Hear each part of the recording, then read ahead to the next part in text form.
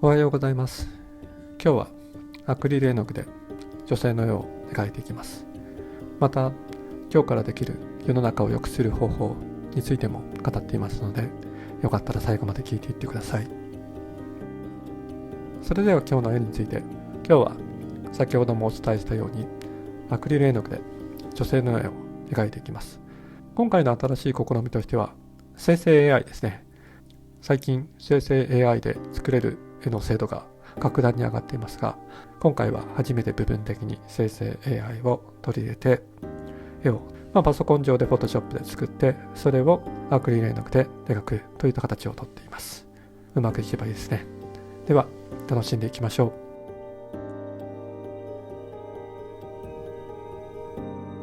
う。それでは今日のテーマ、今日からできる世の中を良くする方法を語っていきたいと思います。こう考えたことはありませんか？世の中を良くするために自分には何ができるだろう。もちろんトーマス・エジソンが電球を発明したり、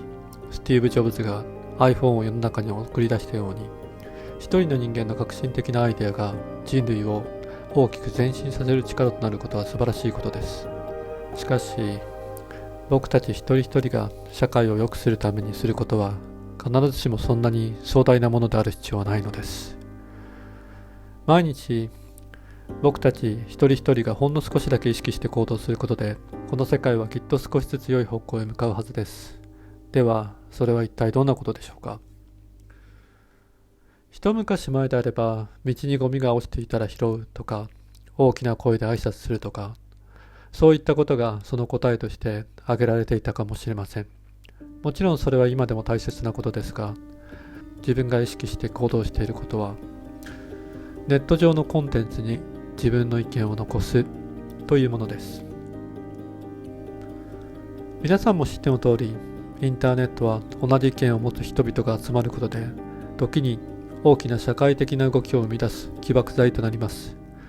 しかし、その力は必ずしも良い方向へ向かうとは限りません。顔を晒す必要がなく、相手の顔が見えない匿名性の高いインターネット空間だからこそ、心ない誹謗中傷がエスカレートし、深刻ないじめに発展したり、最悪の場合、自ら命を絶つという悲劇につながってしまうことさえあります。過去にインターネットでの誹謗中傷が制御不能となり、取り返しのつかない不幸な出来事に発展しまったケースは決して少なくありません。もしそのような状況がネット上以外の現実の世界で起こっていたとしたら、正義感の強い誰かがきっとそれは違うとか、やめるべきだとか声を上げ止めに入ったことでしょう。しかし残念ながらネット上ではそうした人は少なく、見て見ぬふりをする人、つまりスルーする人が多いようです。もし私たち一人一人がほんの少しの勇気を持って、自分はそうは思わない、こんな考えもあるのではないでしょうかといった冷静で建設的なコメントを残していたら、インターネット空間全体の空気はもう少し冷静さを保てるのではないでしょうか。そしてそんな小さなやりとりから人は新たな視点を見つけられるのではないでしょうか。ネット上の小さな対立すら避けたいという気持ちは痛いほどよくわかります。僕も必要以上に深入りしないように心がけています。しかしそれでもその範囲内で可能な限り自分の意見を残すように努めています。やっていることはとてもシンプルです。もし自分と同じ意見がすでにコメント欄に書かれていたら、そのコメントにいいねをする。もしまだ自分の考えと同じ意見が見当たらなければ、ほんの数行のコメントとして書き込むのです。コメントを一つ残すのにかかる時間はほんの10分程度かもしれません。しかしその小さな一言はインターネットを通じて地球上のどこかにいる誰かの目に触れる可能性を秘めており、想像以上に大きな影響力を持つものなのです。僕たちの小さな一歩、勇気ある一言が誰かの心を動かし、新たな視点を与え、より良い議論のきっかけになるかもしれません。そしてそうした小さな変化の積み重ねこそが、僕たちが望むより良い社会へつながっていくのではないでしょうか。今日からもし皆さんもインターネット上で見かけた気になるニュースや意見に対して、ほんの少しだけ自分の考えを共有してみませんか。その一言がひょっとしたら誰かの心を温め、より良い未来への小さな種をまくことになるかもしれません。この動画が皆さんの行動を変えるきっかけになれば幸いです。